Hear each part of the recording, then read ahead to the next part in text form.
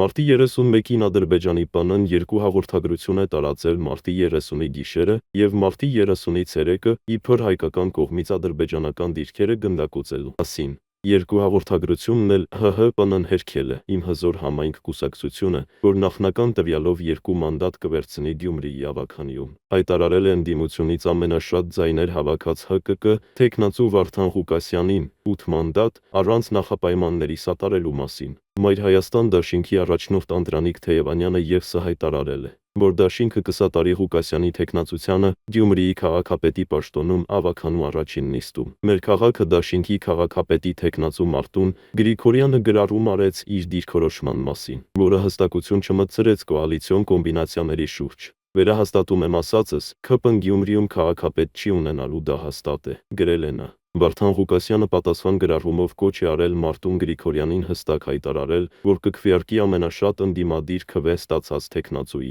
այսինքն իր օգտին, ԿՀ տվյալով Փալաքարի տիմընտրությունների արդյունքով ձայների 58%-ով հաղթել է ընդդիմադիր Միասնություն դաշինքը, որի քաղաքապետի թեկնածուն Վալոդիա Գրիգորյանն է։ Առաջին անգամ Հայաստան այցելած Գերմանիայի նախագահ Ֆրանկկ-Վալտեր Շտայնմայերը Երևանում հայտարարել է, որ Հայաստան կայցելի ԵՄ արտաքին գործերի և անվտանգության քաղաքականության գերագույն ներկայացուցիչ Կայա Կալլասը։ Ըստ նրա, ԵՄ-ն ու ՀՀ-ն կքննարկեն Բրյուսել-Երևան նոր փաստաթղթի ստորագրման հարցը։ Իսրայելի պաշտպանության բանակը Գազայի հարավային Ռաֆահ քաղաքում ցամաքային հարձակման է անցել։ Զորքերը մտել են Ալ-Ջանինա թաղամաս, ոչնչացրել մի շարք օբյեկտներ, նաև օդային հարվածներ են հասցվել իսլամական ջիհադի զինյալների դիրքերին։ ՌԴԶՈ-ն ակտիվորեն առաջ են շարժվում Կոտլյարովկայից հարավ։ Հիմնական նպատակը Նովոպավլովկան է, հակառակորդի կարևորագույն լոգիստիկ հանգույցներից մեկը։ Այն գրավելու դեպքում ուկրաինացիները չեն կարողանա պահել Անդրեևկան և Ալեքսեևկան։ Թուրքիայի նախագահը Իսրայելին սպառնացել է երկնային պատժով ու ոչնչացմամբ։